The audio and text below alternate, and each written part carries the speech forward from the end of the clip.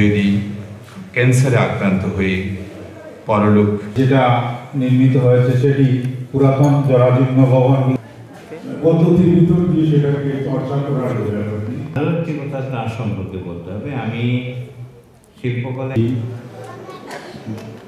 বাংলা একাডেমির মহাপরিচালক স্বাধীনতা চেতনা মূল্যবোধকে জাগিয়ে রাখার জন্য সত্যিকার অর্থে উন্নতি লাভ করতে চাই।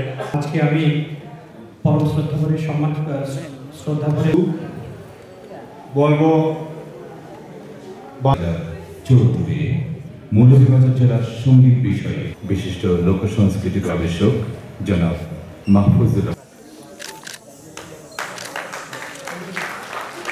একটু সময় রাখেন। হ্যাঁ